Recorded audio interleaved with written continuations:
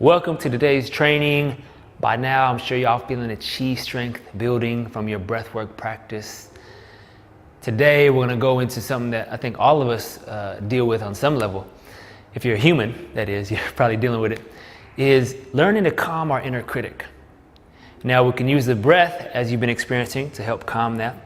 But let's also talk about some ways we can begin to reframe and have access to new ways to deal with our inner critic in our daily life.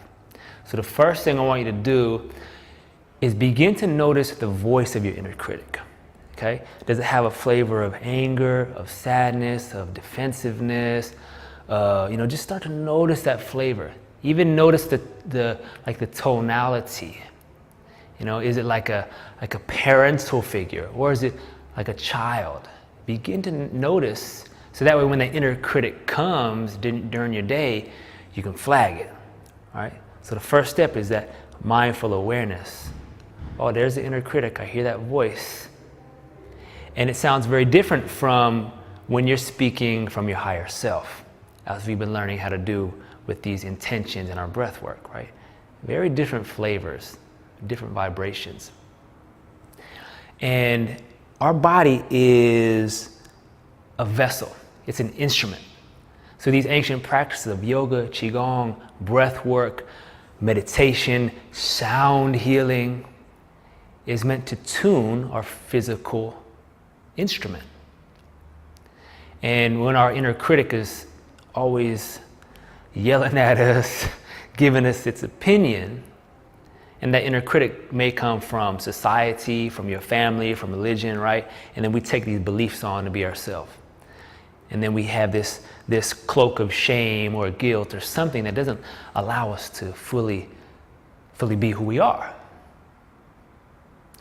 And so these practices are like clearing and cleansing and purifying, fine-tuning the musical instrument of our physical being. So remember, notice what that inner critic sounds like in your head. Okay. The second, when it comes, begin to name it. You can say, oh, here's my inner critic. And you can begin to dialogue with it and have that sense of healthy boundaries with that inner critic. As an example, when I'm going into a spin, I start to feel some negative emotion and I start to judge myself. I start playing a particular story. It's like on repeat. And I played that story over and over, and I'm sure you know what I'm talking about. And when I feel that, I'll say, no. Inner critic, no. I'm not going there. I'm going to breathe and I'm going to stay right here. I'm going to feel whatever emotion I'm feeling, but I'm not going to go into a story about it. And I don't need your opinion anymore, thank you. So begin to have that new dialogue, and you can even bring a sense of humor to it. So those are the primary pieces I want you to focus on today, and that will kind of carry out through the coming days and weeks. And now, let's practice.